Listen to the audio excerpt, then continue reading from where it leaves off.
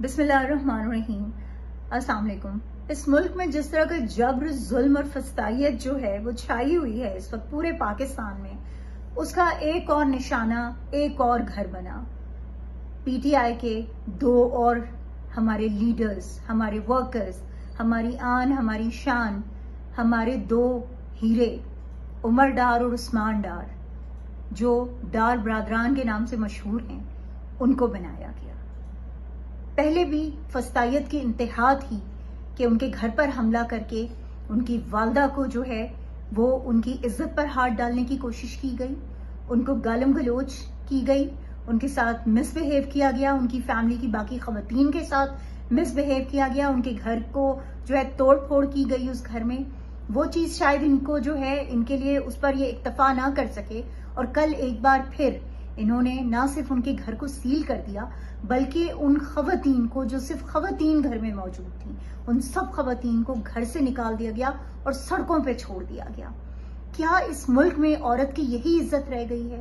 کیا ہمارے ملک سے اخلاقیات بالکل ختم ہو گئی ہیں؟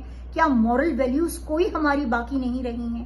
کیا اسی طرح سے جو ہے ہر گھر کی عورت جو ہے وہ سڑکوں پر جو ہے اب رولے گی، صرف اس وجہ سے کہ وہ پاکستان تحریک انصاف کا ساتھ دے رہے ہیں، صرف اس وجہ سے کیونکہ وہ عمران خان کا ساتھ دے رہے ہیں؟ یہ لمحہ فکریہ ہے ہم سب کے لیے، سوچنا پڑے گا، ہمیں آواز بلند کرنی پڑے گی۔ اور آج میری درخواست ہے یہ اپنی تمام ہیومن رائٹ آرگنائزیشن سے کہ آپ کا فرض بنتا ہے یہ اس وقت کہ پاکستان میں ہونے والی یہ ہیومن وائلیشنز جو ہیں ان پر آپ آواز اٹھائیں۔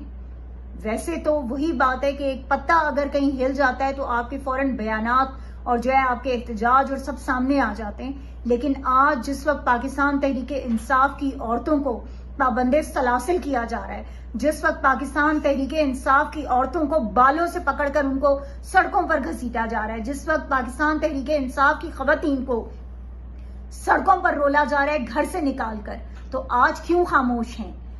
ہم ڈیمانڈ کرتے ہیں کہ آج ہمیں آپ کے ساتھ کی ضرورت ہے، ساتھ دیجئے ان خواتین کا، ورنہ ویمن امپاورمنٹ کا نام لینا چھوڑ دیجئے پلیز۔